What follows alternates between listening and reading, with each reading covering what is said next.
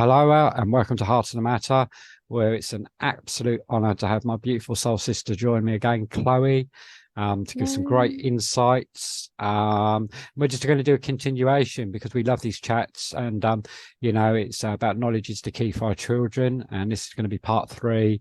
So yeah, I'm looking forward to tonight's conversation, Chloe. Welcome, and much love to you, sister.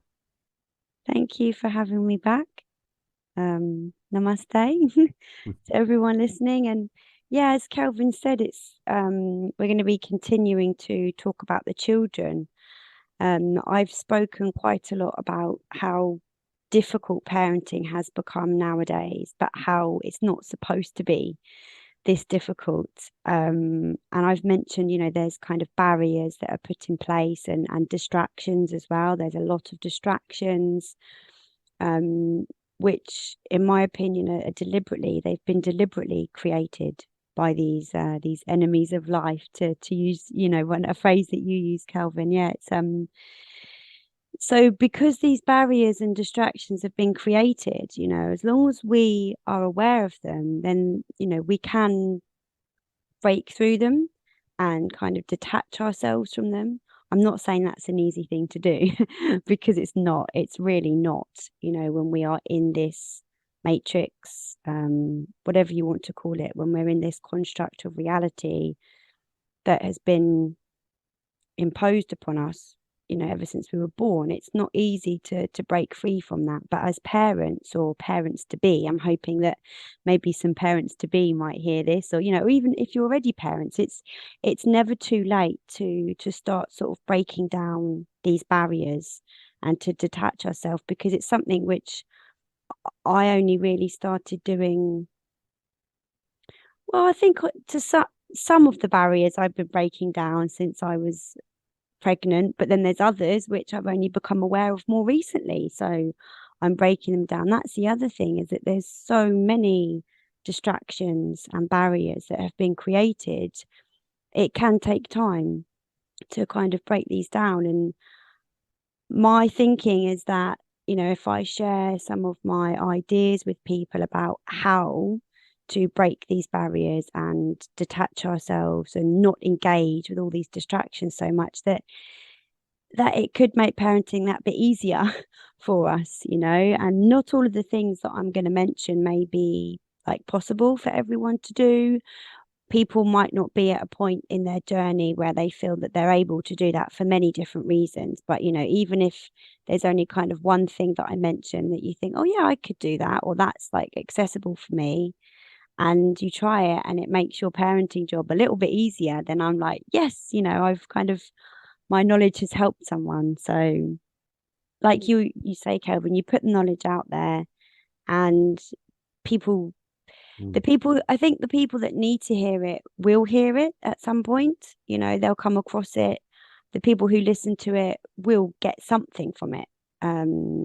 Even if they're not parents, I think it's just quite an interesting topic anyway to be aware of, what's really Yeah, going on. yeah. Well, I mean, myself, as you know, Chloe, there's times when I've spent times with you and your children have been around, or, I've been at, say, Joss and Joyce, and they have children as well. Mhm. So yeah, it's great to have these conversations and to have these insights, and and just also, the things that we observe and see around us, So Mm. yeah, yeah, yeah. I mean, I've got a question for you, but I'll ask it a bit later. Okay. Um, It's just an interesting question, because again, of okay. just of an observation that I've had, and what would be your insight into that? So, but I'll ask that a little bit later. Okay. I'm intrigued Okay, about your question now. okay, Um, so one of the things I've been thinking about quite a lot since our last podcast is things that we can be doing, even, or becoming aware of, even before we become parents, or during like the pregnancy stage. And I think one of the most important things is to really be aware of the information that we're receiving, where are we receiving our information from? Where are we getting it from? Because so much information that's out there in the mainstream narrative, it's not for our benefit. Especially these kind of parenting experts. I think we have to be very wary of people who call themselves experts, especially when it comes to parenting. I've read quite a few books on parenting over the years, and some of them I haven't actually finished reading because I've read a couple of chapters and realized this doesn't feel right. This person is telling me to treat my baby or my child as if they're a thing that can be controlled and manipulated into how I want them to behave, right from when they're babies. So I would say that any kind of sort of so-called expert on parenting who is trying to get you to impose any kind of real control over your child and get into these kind of strict routines or anything like that, we need to be quite wary of them. And these kind of people do usually appear in the mainstream kind of field. That's where they are, really. So yeah, be really aware of your sources of information, not only about the kind of behavioral side of child rearing, but also with things like the birth and the breastfeeding as well. I think I mentioned I did breastfeeding support work for quite a long time. And I did do it kind of as part of our healthcare system, and I was just shocked at the information that was being given to women, really kind of outdated information that was actually causing mothers a lot of problems. It was actually causing them problems that they didn't need to have, this information, this advice that they were being given. And many of them actually weren't, well, I don't think any of them were doing it, saying those things to cause problems deliberately for those mothers. It was just information that's been filtered through to them, or sometimes just their opinion. So yeah, this is really a big one, I think, especially in parenting, but in life in general, is be really wary of your sources. If anyone is telling you to do something, to your child or your baby, and it doesn't feel right to you, if it doesn't feel right in your gut, trust that. Trust your gut. Listen to your instinct. If it doesn't feel right, there's a reason for that. It's probably because it's not. It's probably because that's not what nature intended, or, it's not right for you at that point in your journey. So trusting your instinct is really crucial when it comes to parenting, because you've got so many people saying, even family members with the best will in the world, oh, well, I did this with my baby and I did that with my baby and you should do that with your baby. Great, but this is my baby and this is me. So it takes a lot, I think, in this kind of society that we live in, to actually say, no, thank you for sharing. This is me. This is my baby. Your baby will be your best teacher and your best guide. We say that parenting doesn't come with like an instruction book or instruction manual, but your baby really is your instruction manual, your guide. Watch your baby, listen to your baby. But we've become really out of touch with that in this culture anyway. We have become quite out of touch with that. But it's not difficult to get back in touch with it if you just start trusting your gut instinct and you really start trusting that. And that's something that you can start doing right from when you're pregnant, even before your baby's born. You can start just really thinking about what it is that you want, not listening to other people. And then when your baby's born, follow your baby's lead and your gut instinct. There are good sources of information. When I say good, I mean like reliable, trustworthy. You just have to be quite careful about which ones you choose. And if it doesn't sit right with you, it's not right. Find another source of information. Get advice from somebody else, get a second opinion, get a third opinion, until somebody says something to you and you think, oh, yes, that's it. That's what I needed to hear, or that's what feels right. Because even within our healthcare system, I saw mothers when I was doing my breastfeeding work who would see 3 different healthcare professionals, and they would kind of be told 3 different things by them. It really wasn't very consistent, and the mothers would be confused, and they're saying, I'm being told all these things, none of these things feel right, none of them are working. So there's nothing wrong with getting different opinions, but within one organization you would expect more of a consistent opinion. But I could do a whole podcast on the whole breastfeeding side of it, because that's something I have a lot of experience in. But it's with the birthing as well. The birthing as well is a big thing. So so as well as being really mindful and really aware of the sources of information that you're using or you're going to, I think it's also about educating yourself when you're pregnant and before you have the baby. So educating yourself using the less mainstream resources. This would be my recommendation, because generally not all of them, but generally they're kind of more trustworthy, more reliable. So yeah, really educating.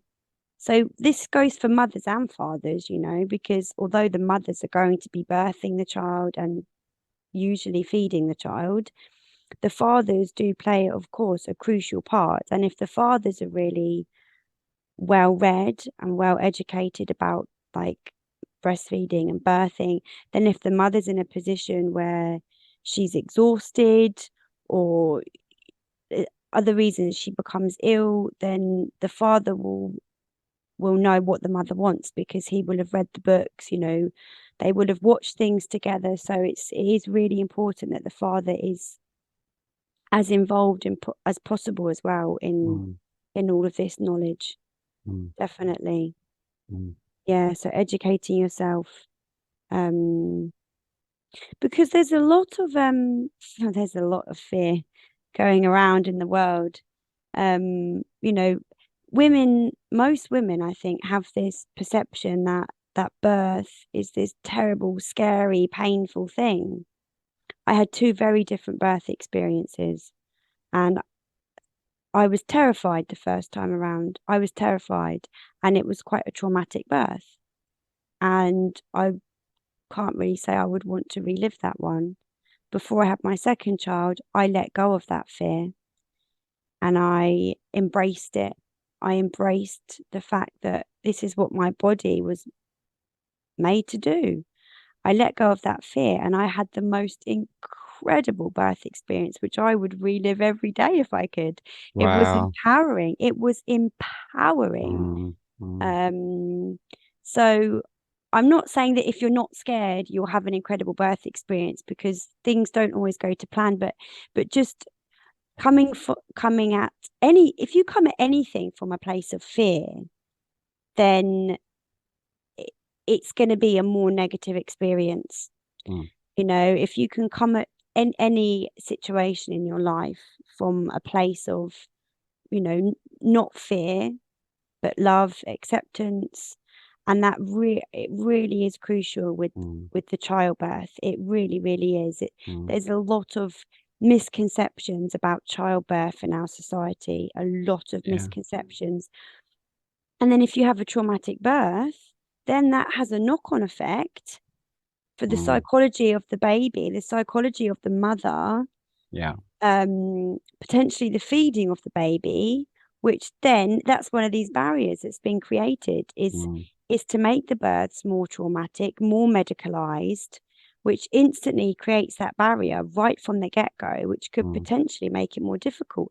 But if mothers can educate themselves on the more natural way of birthing and how to breastfeed successfully, you know, then it's really gonna break down a big barrier right from the start. That's a big one. If you can break that one down, then it makes particularly the early years of parenting a lot easier if you've got that attachment and connection with your child. Yeah, it's amazing that you brought this up, Chloe, because I think well, it was mentioned actually at the Collection Festival when Ahmed did his talk. He did mention it. Yeah, because you know, breastfeeding is it's not just a method. It's not just a way to feed your baby. In our culture, unfortunately, breastfeeding and bottle feeding are, by many people, are seen as equal. The midwife will say to the mother, "Oh, you're going to breastfeed or bottle feed?" Like they're equal. Well, they're not. There is just no comparison, because breastfeeding is a relationship. It's the first most important relationship that a baby will experience when they come into this world.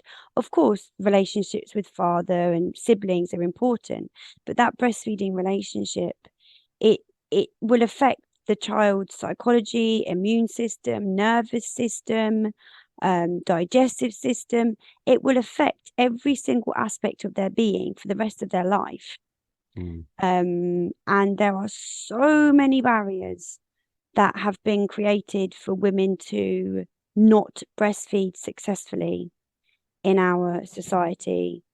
It's something like, it's basically there's less than 1% or even less than 0.5% of women who physiologically or biologically cannot feed their children. It's so rare. But we hear it time and time again in our society. "Oh, I couldn't breastfeed my baby." Now, I'm not judging women for that.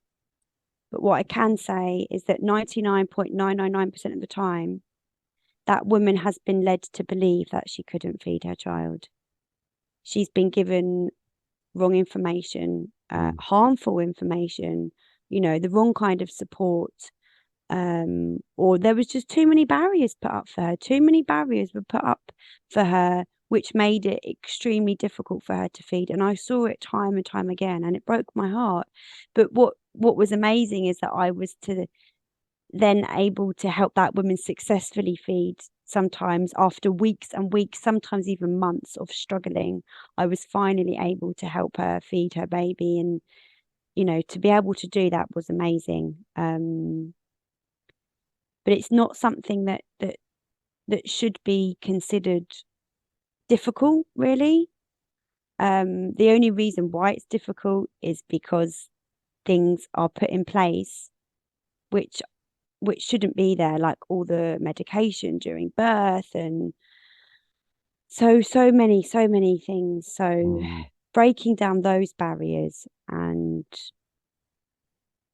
really, again, that is it's also a lot about trusting your body as a woman as well. Trusting your body, not only your instinct, but like I said, I got pregnant a second time, and I said, right, why am I scared? What am I scared of? I am a woman. I am here to birth children. And it took me a little while, but I did. I got over the fear.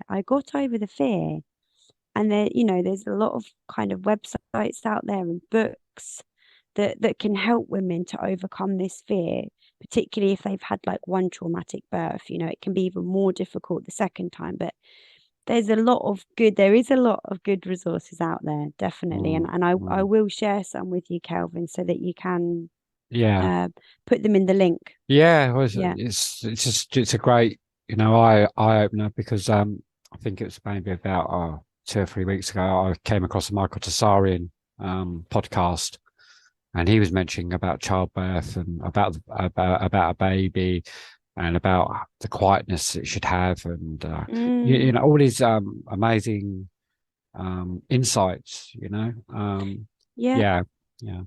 Well, you look, you know, other mammals, because essentially we are mammals. Yes, okay, we have evolved differently to other mammals, But when you look at all other mammals, when they give birth, they go off and they're alone and they're in the dark. And that's how they give birth.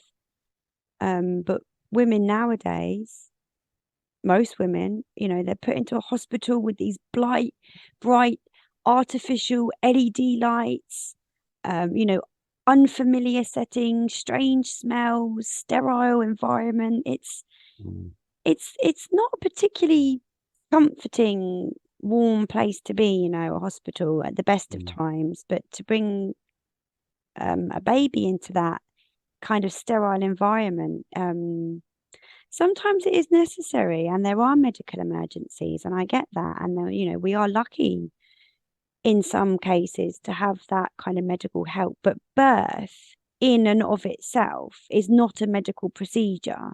There is no need for a hospital. Women have been birthing without hospitals for centuries, and they still do now in many parts of the world, and that's not because in these poor countries where they don't have enough money to go to hospitals. Well, that might be the case, but actually that's how women are supposed to give birth. Yeah. In rivers, in forests. Yeah. And also as nature intended. Yeah, as nature intended.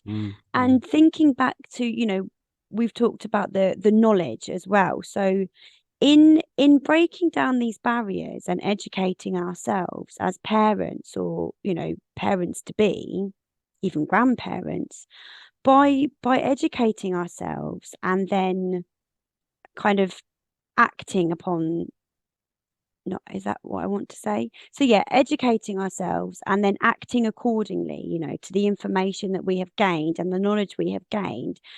We can pass on the knowledge to our children, not through saying it, but by doing, So children are seeing their mothers breastfeeding becomes normal to them. That's their norm.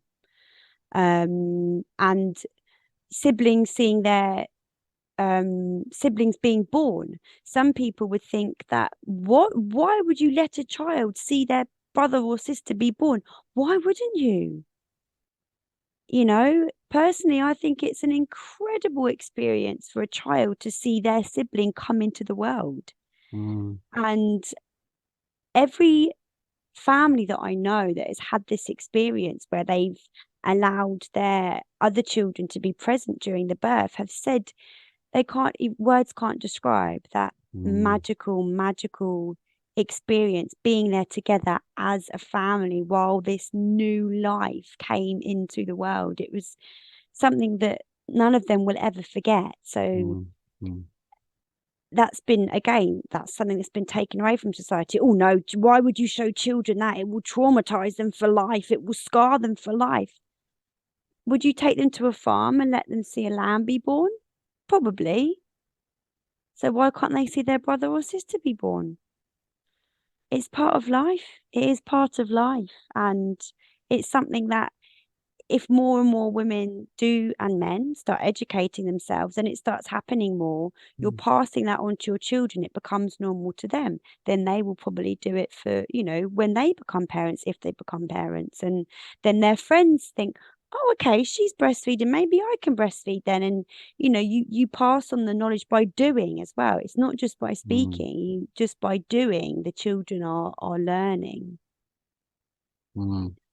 Yeah, it's a very natural thing, and yeah, it's again, like you're saying, again, how all this information, that's been put there, it's sort of like barriers, really, it is. And it's great to have somebody like yourself come here to and share with the viewers, and bring your insights. So thank you. No, you're welcome. I just remembered, I'd just like to share a little memory that I have, because I was talking about by doing we are passing on the knowledge.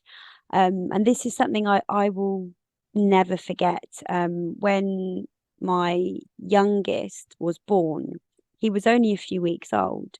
My eldest at the time was going to a little nursery in the afternoons. And my daughter's nursery worker said, "Oh, would you mind bringing in your baby into the nursery and like bathing him so the children can watch, so they can sort of learn about, how you bath a baby, and they cannot, And I thought, oh yeah, that would be a nice thing to do, because some of them don't have brothers and sisters, and they're an only child, and so I said, yeah, I'd be happy to do that. So I took in he was only a few weeks old, bathed him, and then after he had his bath, I got him all dried, and he wanted feeding, so I started feeding him. And this little boy coming over, and he was looking quite confused. So I said, "Are you okay?" And he said to me, "Why is the baby sucking on your arm?" And I said, "Oh, he's not sucking on my arm, darling. He's having milk." And he said, "He's having milk from you." And this child wasn't even aware of the fact that babies could have milk from their mothers. And I was nearly crying, because I thought, okay, I'm aware that not every woman breastfeeds. I'm well aware of that. But just to think that a child doesn't even know that a baby can get milk from their mother, it broke my heart. It really did. So I think it is so important that we are, doing, as well as passing on this knowledge through words and stories, that we, as much as possible, we're doing things which will encourage our children to do the same things, and we pass on this knowledge in that way. Yeah, it's part of, it's the experience, isn't it? That's really what it's about. It's experience. This is what it's, yes, it's the experience, the journey that we're on. So, you know, when you have those moments that come into our lives, like you shared then, that was something that sort of obviously impacted you, and then to be able to go on and then share it, so yeah, it did. It really did. Yeah. I mean, I've reflected on it quite a lot after, and I kind of came to the conclusion that I wasn't totally shocked by this little boy's reaction, because, as I said, I'm well aware of how many women don't breastfeed because of the barriers and the stigma. There's a lot of stigma as well around breastfeeding, because breasts have become sexualized in our culture and all of that nonsense. But yeah, it upset me just to think that this little boy had never seen a baby, being breastfed before, or never even been, I don't know, been made aware of it. Yeah, it wasn't even in his realm of thinking. But I opened up his world that day, and made him aware of that. So yeah. Wow. Thank you for sharing. No, you're welcome. And I feel like I've spent a lot longer than I was I wasn't really planning to speak about anything for a set amount of time, but I think that in itself is quite a big barrier, the birth and the breastfeeding. And I think the other thing that is really beneficial to do as early as possible, in pregnancy, or even before pregnancy, if you think you might have kids one day, or even if not, this is a biggie, is finding your support network, your tribe, however you want to call it, is crucial for being a parent. It really is. Having a good support network, whether it be family, friends, even if it's online. I'm not a fan of living my life online, but for some women that can be, or parents, that can be a real help for them, having even an online community.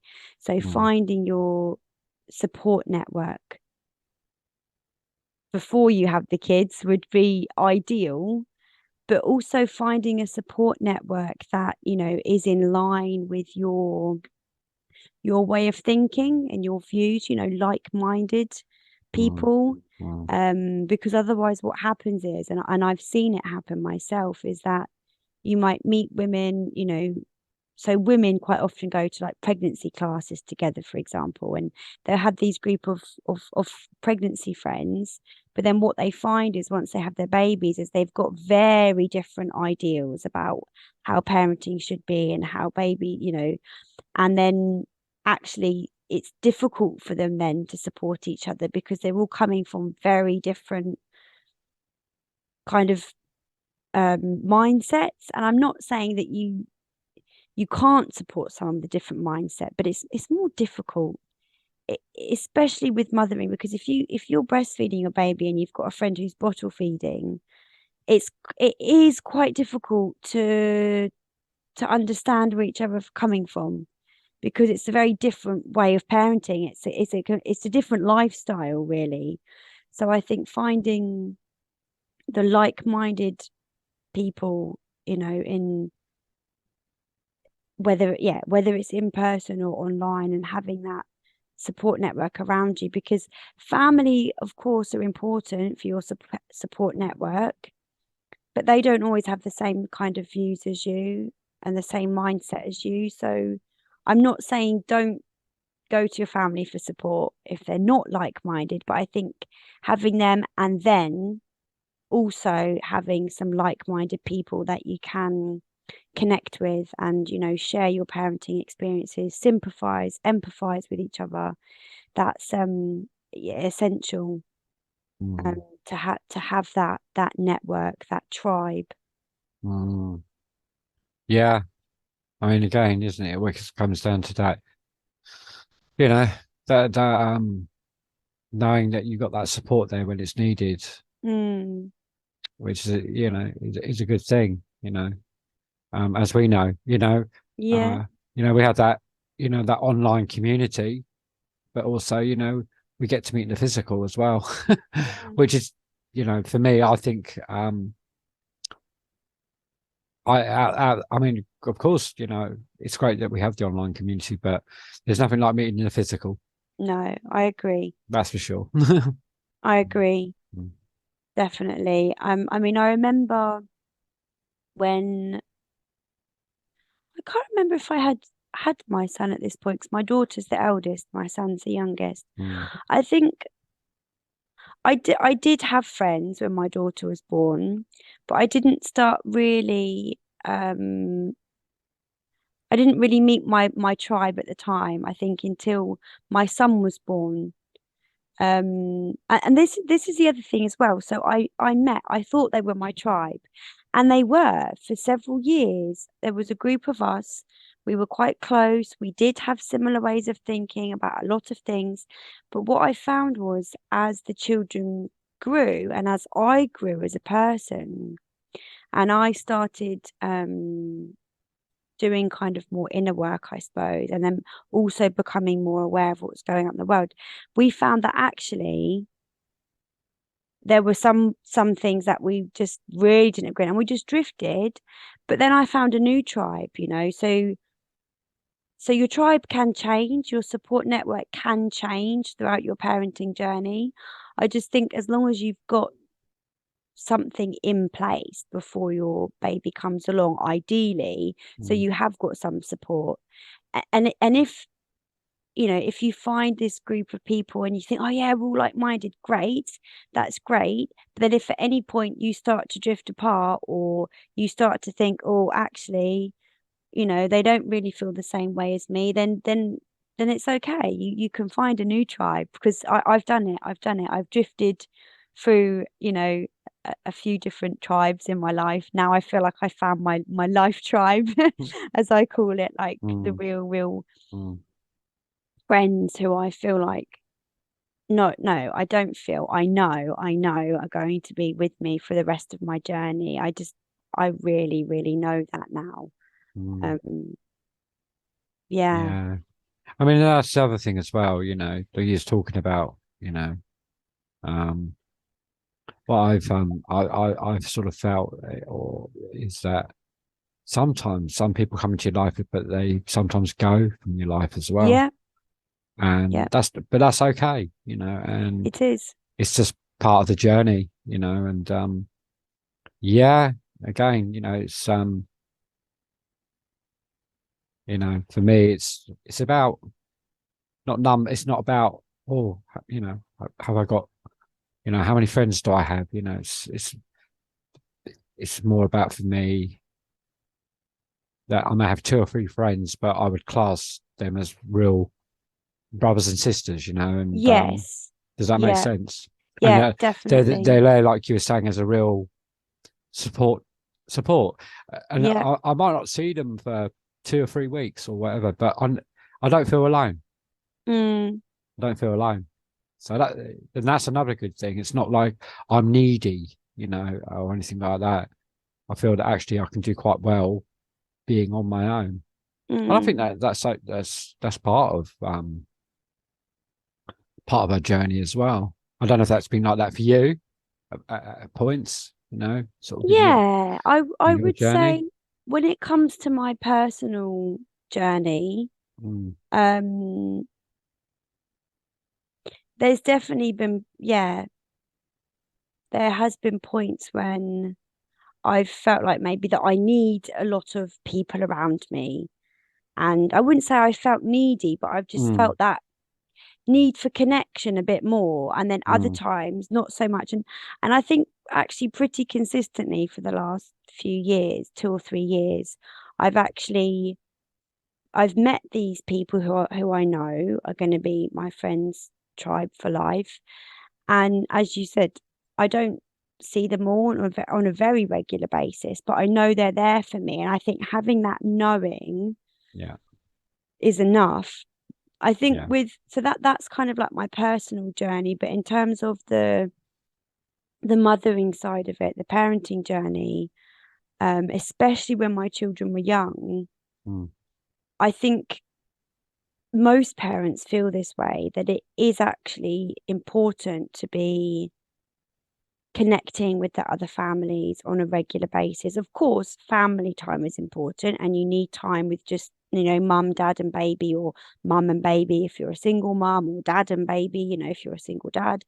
But I think having those connections with other families, mm, yeah, I think if you ask any parent, they'll probably say that was yeah, very much needed. yeah, yeah. And I mean, it's I was mm, just going to say, it's like times and seasons. There's always times and seasons for yes, everything, isn't there? yes, Yeah, there yeah. is. There is.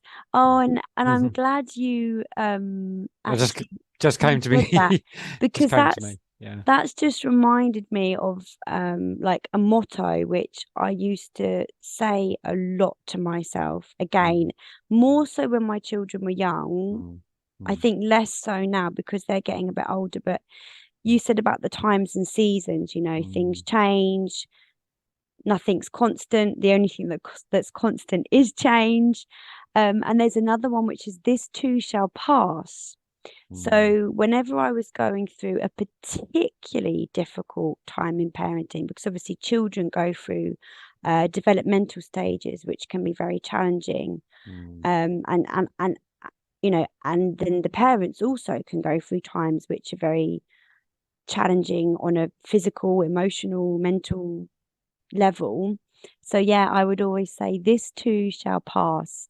So I think that's actually another way that we can make parenting slightly easier, is to remember that nothing is permanent, and that if we are really struggling, just mm, stop, take some deep breaths and ground if you can, bare feet on the grass, on the sand, in mm, the mud, and just say to yourself, this too shall pass. It's not permanent. mm, I had a time when my daughter barely slept for, best part of a year, and I don't know how I functioned. I actually don't know how I functioned looking back on it, like, how did I do that? But mm, you do it because I had the support network. And because I kept saying to myself, it's not permanent, it felt like it was never going to fucking end. But it did.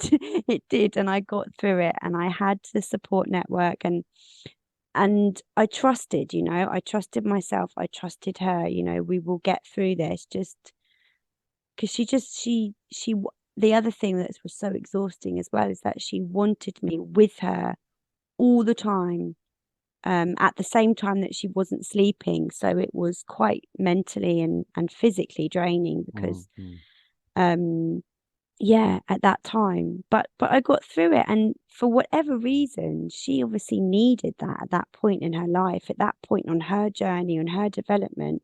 She obviously needed that, and that's another thing that we can do as well, is to educate ourselves a little bit about the child's psychology and development. It doesn't have to be in depth, really, even just the kind of basics. Everyone knows that children go through these developmental stages and phases, but when they're presented to us by kind of doctors and people in the mainstream, they're presented in quite a, what's the word? Can't think of the word. They sort of say, oh, at this age, your baby will do that. At that age, your baby will do that. But it's not that simple. It's more complex than that. So babies can actually experience that really, any time between that age and that age. It's not only at that age. So I think the way that they present it, they sort of try to put it all in a little bit too much into a neat box. So people are aware of these stages of development and things, but I've only started educating myself a bit more about child psychology and behavior as my kids were a little bit older. But then I was like, oh, so much of that makes sense now that happened before, because now I've got this knowledge. So that can really help as well, to know that, the traumatic birth, for example, could affect their behavior.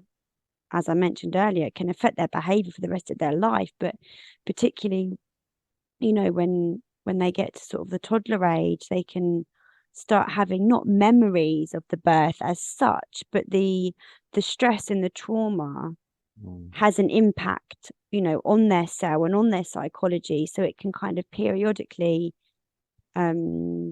start showing itself in these unexplained ways. But once you start understanding that a little bit, that can then make it slightly easier, because it's not so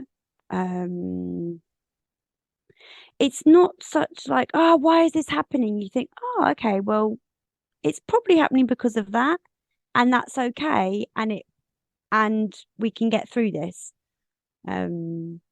So just gaining a bit more of an insight, I think, to the link maybe between like the birthing and trauma and child behavior, and that's definitely really helped me, the psychology and behavior of children. Of children as well, yeah. And also, another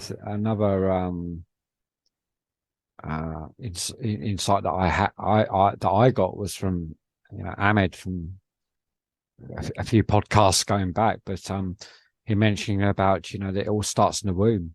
Yes. And a lot of people think it starts when the baby comes out of the womb, but actually it starts in the womb, inside. Right when you're in the womb. Definitely.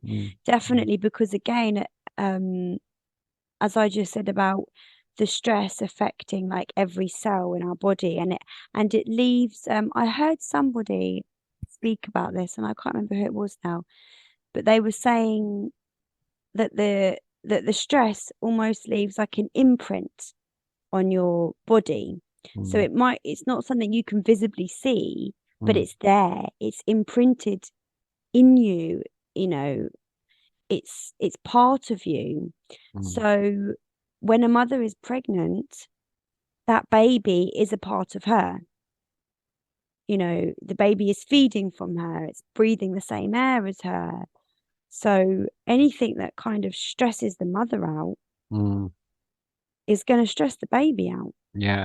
So again, it's the psychology of the again, isn't it, of the mind, and how that mind, your mind can Yeah, affect, yeah, what's going yeah. on with the baby. Yeah. And this is, yeah, this is something which, again, it goes back to like that fear. Like, so many women when they're pregnant are made to feel scared, Mm, which, yeah, it's having an impact on that baby before it's even born. Oh, I'm mm, so scared about giving birth. I'm really, really scared.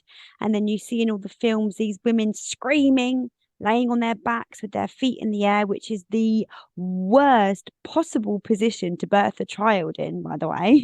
mhm, Like the worst, the most unnatural position to birth a child in. But again, that's all done deliberately, mm, mm, that's like programming people to think that's what birth should be like. mm, Well, no, it's not at all how mhm, birth should be. mm, mm.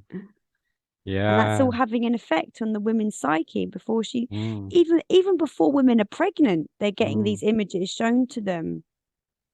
mm. Um, yeah, Yeah, like you said, doesn't it? You sort of these bits of information, that get put into the minds, isn't it? yeah. Mm, mm, yeah. But I'm just trying to think. I think it was it. Will I think it's yeah. Wilhelm Reich, I think, speaks about this sort of trauma and stuff as well. Mm, And it's a name that's mentioned by Michael Tsarin as well.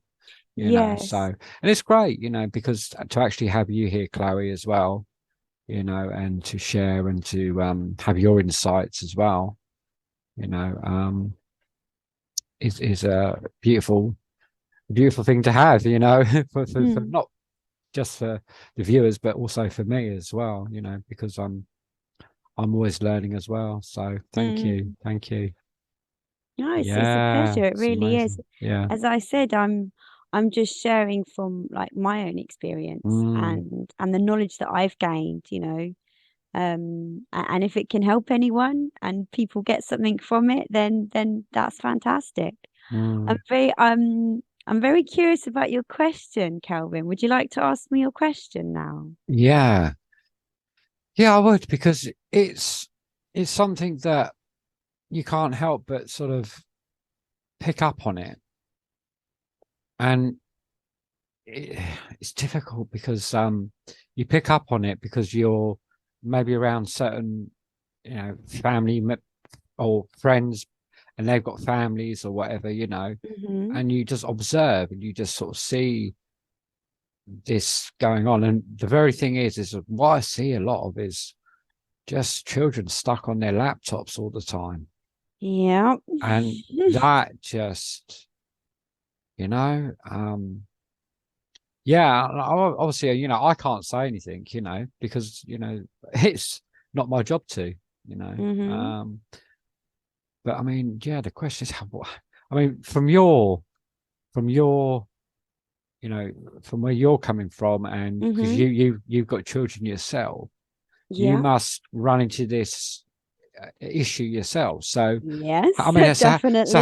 so how do you deal with these issues, So these very issues? You know. yeah, it's this was something that I had a whole kind of list of things that I was going to mention today about the different barriers that are put up and how we can break them down. It Mm, turns out we've spent most of the podcast talking about birth and breastfeeding, which is great because it's quite a deep topic, mm, and I feel like we didn't even go very deep. So technology was on my list of things to mention, and we can go deeper on this if you want in mm. another podcast. But Yeah, yeah. um yeah, it's something which I think any parent who is bringing up their child in the kind of Western culture experiences this. I think if right from the start, if you're very awake and very aware of the potential damage that technology can do to your children, then you won't really expose your children to it too much. However, when I first had my children, I wasn't very um, as aware Mm, now, then, sorry, as I am now of mm, I mean, it's becoming quite, I don't want to use the word scary, but it's a whole other world, you know, the internet, the laptop, particularly the internet.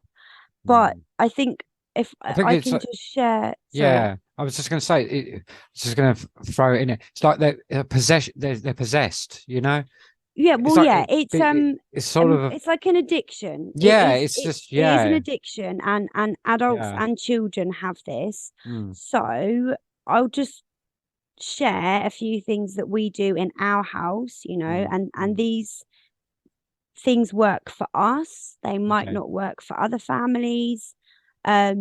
So we have, like, my kids don't go to school, they're homeschooled. Mm, We have very clear times about when the kids do use their computers and when they don't. So I work and I work from home.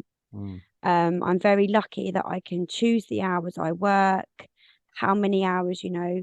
So in our house, when I'm working, obviously I'm not available at that time to connect with my children and to, you know, to be there and be present. I have to work at the moment. That's just the way it is. So when I'm working, they're allowed on their computers.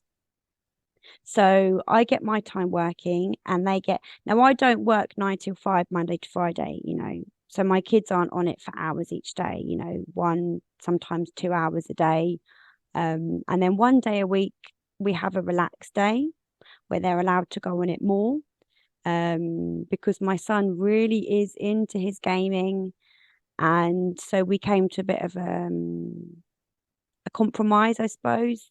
He was wanting to just go on it as much as he wanted every single day. And I had to say, look, it's not good for you. And I explained all the reasons why, you know, the science behind it. And so we've compromised. And one day a week, he can have more than I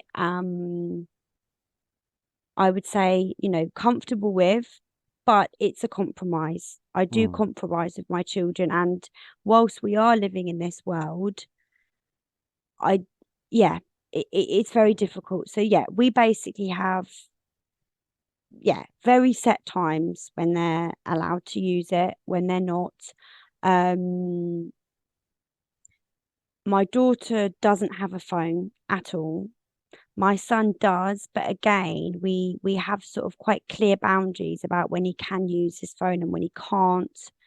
Um, so I think having or putting boundaries, if you want to introduce your children to technology and give them a phone or a laptop or whatever, be very clear. This is what I feel is best.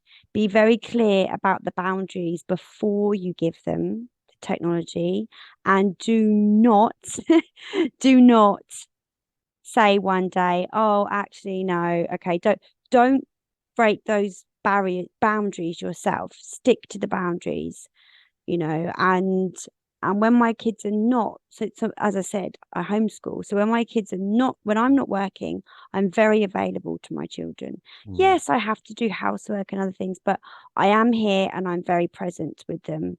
And I provide a lot of opportunities to do other activities, which most of the time, you know, are way more fun than the computer. So that's not to say that some days my son wants to go on there more, you know, and sometimes he does kick off a little bit, but I just do not give in. I don't give in because it's something that I feel so strongly about is, you mm, know, too much of it is not good for anyone, adult or child, but mm, especially a child, mm, especially a child. So yeah, for us, it's about having really clear boundaries with the screen time and sticking to those mm, boundaries. mm, Um, yeah, that's what works for us. I say it works for us. I'm not saying that, yeah, my daughter can give or take the technology. She's not very technology orientated, but my son does love his gaming. So it's sometimes a little bit of a struggle with him. But something else that's really helped, actually, that's helped me is to actually taking interest in what they're doing on the computer. So, you know, there is this whole other world out there, but I monitor very closely what they're doing on the computer. I want to know what they're doing, what games they're playing, what they're watching, because I know how much damaging stuff there is on the internet. So I take a real interest in what they're doing. And when I finish work, I'll come downstairs and I'll say, "Oh, what game are you playing?" And my son might say, "Oh, it's this game. Could you just watch me for 5 more minutes?" And I'm like, "Okay, I'll just watch you for 5 more minutes. Then it's coming off." You know, so I kind of engage with him and have a conversation with him about it. And then he kind of comes off because he's like, "Oh, okay, yeah, mum's interested in what I'm doing." It's not like, "Come off the screen now." We don't have this kind of sort of battle going on. It's more of like, "No, I get that it's important to you. Okay, I'm taking an interest." And then that kind of transition. That's the other thing as well that's difficult for kids and adults, is the transitioning from that like virtual world to the real world. It is a transition that they have to make, especially if it's something like the sort of gaming that they get really into. It is a transition. So it's taken me a little while to figure that out. And I can't remember who it was now that I heard speaking about this, about helping your children to transition from that virtual world back into the real world. And if you can help them with that transition, they'll come back into the real world and they'll be a lot more present with you.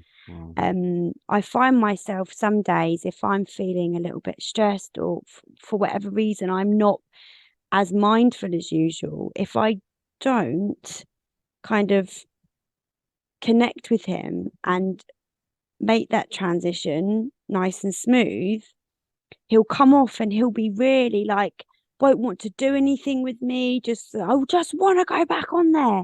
So it makes such a difference for us. It really does. Recognizing that there is a real adjustment that has to kind of happen in their brain, which is kind of worrying to think that, oh my goodness, is, you know, but being aware of that and helping it to happen. Because with the kind of way that we are living at the moment in this brick box, separated from our tribe, it's very difficult to completely just for me, it would be too difficult to just say, "No, you're not having it anymore." I think if we were living in a different way of life, where there was children around all the time and there was all these things going on, he wouldn't be that interested in it, to be honest. You know, it's just at the moment, I accept it's a part of our life. It is a part of our life. And he can gain some skills. I mean, he sometimes uses the computer, you know, for educational purposes as well. So he started learning Japanese, and he sometimes builds things and creates things on the computer. So there are some valuable things, you know, that just like for adults as well. It's not all complete shit that's out there on the internet. There, you know, there are things that we can actually do, you know, and actually use our brain and exercise our brain. So, you know, that's another way, you know, that parents could approach the whole screen time thing with their kids, is approach it as an educational tool. You know, and so there's lots of I mean, I mean, that's absolutely amazing, because it's been that for very much for me, you know, an educational tool. So I totally get it. Yeah. And well, thank you. I mean, it's just great insights. Thank you, Chloe. no, as I said, I'm happy to share. I'm always happy to share. And it is, parenting is something obviously I'm passionate about because I have children, but it's also something which I think, particularly at this time that we're living in at the moment, something which needs to be talked about more. These barriers and these difficulties that have been created for us, we need to be talking about them, and we need to be learning how to smash them down and how to support each other in that. And the great thing as well is about doing this podcast as well, you know, about children and stuff. I mean, how many people are doing podcasts touching on these very subjects? So for me, I felt very led to do this. I had a conversation with Amid, and stuff. Even though I don't have children of my own, I just felt it was a very important issue to cover. It is. So yeah, and I'm just glad that from our conversations that it came to where we're doing this and sharing this. So Me too. amazing. Yeah, thank you. Is there anything more you have that you want to share? Just really something that you just said then. You said, even though you don't have children, you get a lot from our conversations. And the thing is that how children are raised, it affects everyone in society, whether you're a parent or not, because our children are the future, so they're creating the future, and it's impacting, how the family unit works, I think does impact all of society, even if you don't have your own family. So I think this information that I'm giving, from my personal experience, but also the knowledge I've gained from other people, it's just as important for people who are not parents, even though you might not necessarily be actively needing to sort of put any of these things in place. Being aware of it is important, I think, just as important, because you're still to some extent breaking down some barriers, maybe of like preconceptions that you've had, which have been fed to you through the mainstream.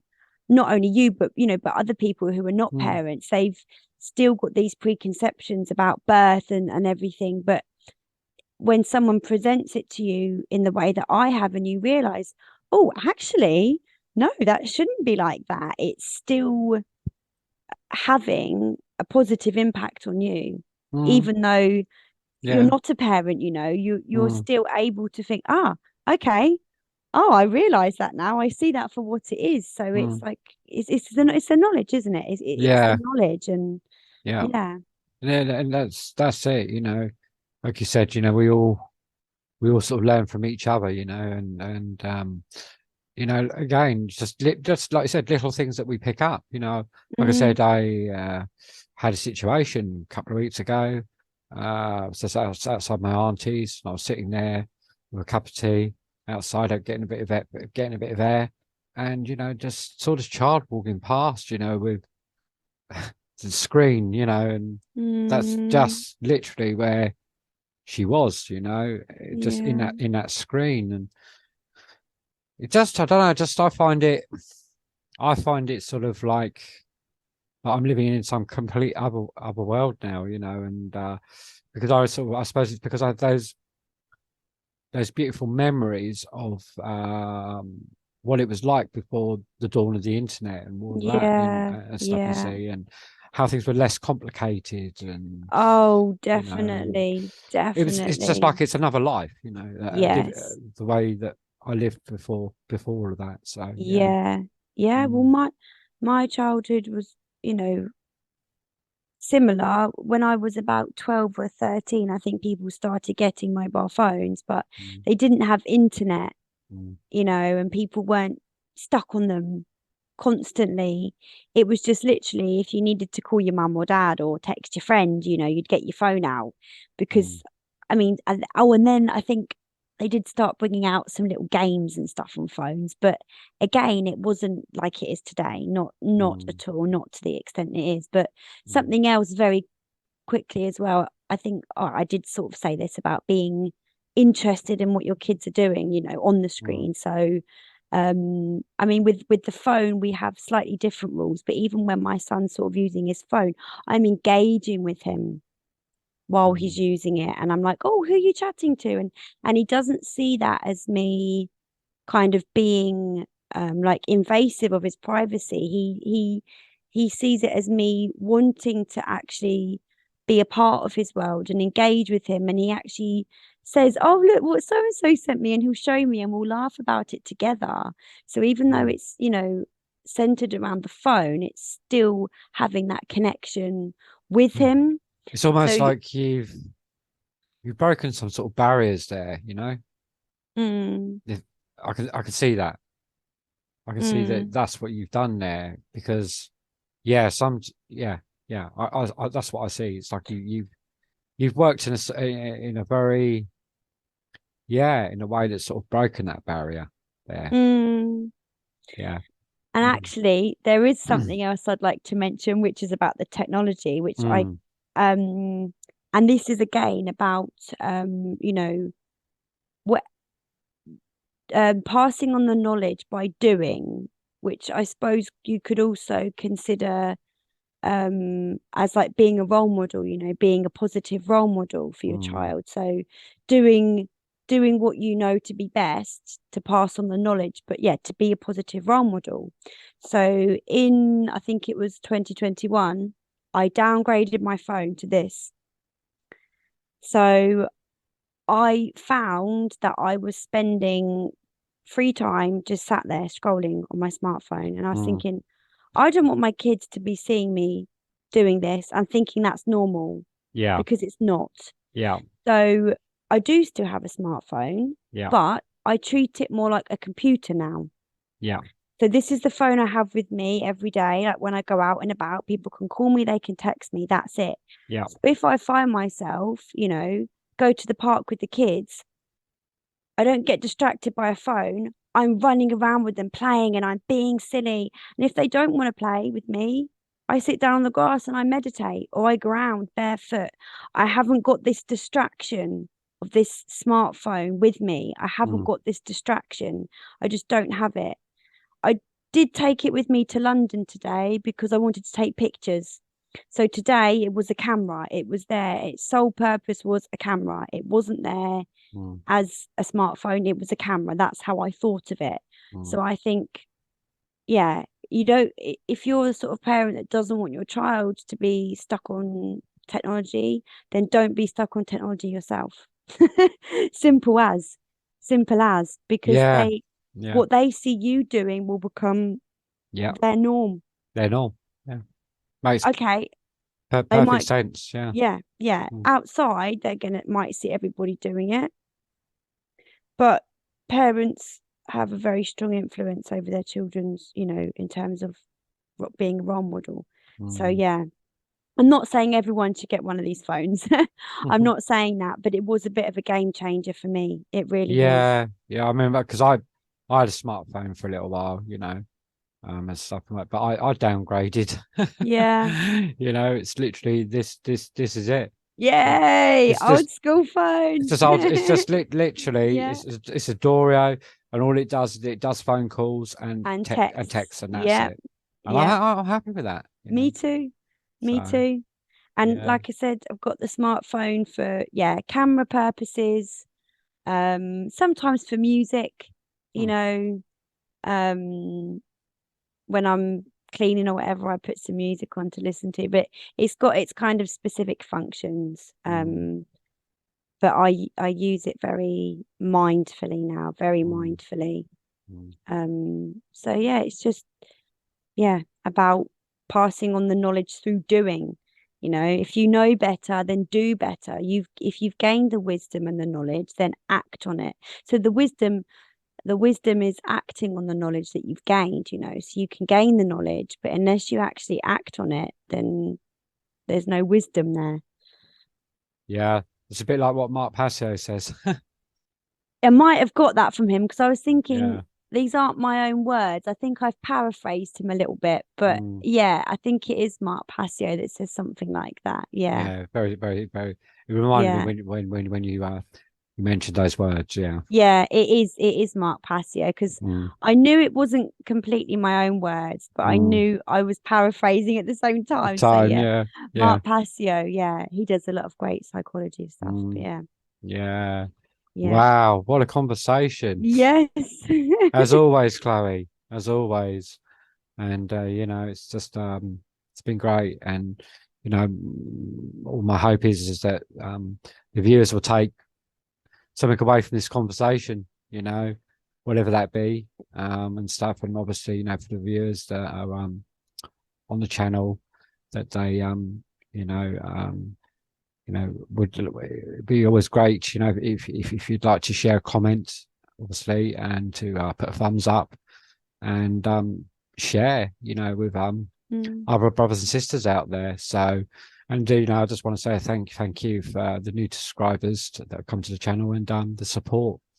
So that's what I'd like to say to the viewers. And thank you, Chloe, once again, you know, for the wisdom, inner standing that you've given here this evening. So thank you. Oh, you're very welcome. Is there sort of any sort of final words that you would like to share before we bring the podcast to a close?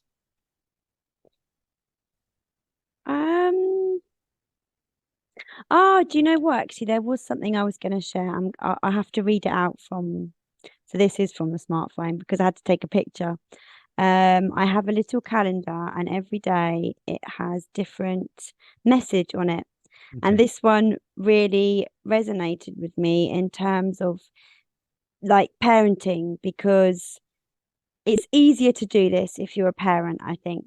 Okay, so it says, introduce some silliness into your day, shake up your over seriousness, jiggle your neurons, and decide to be playful. The word silly comes from the old European words "sili" and "selig." Both of these mean blessed, happy, and joyful. So, as a parent, being a parent has really helped me to get that silliness and that playfulness back into my life. So I thought, yeah, I'll just end it with that. It's not completely related to what we were talking about, but it is related to parenting. Be silly with your kids.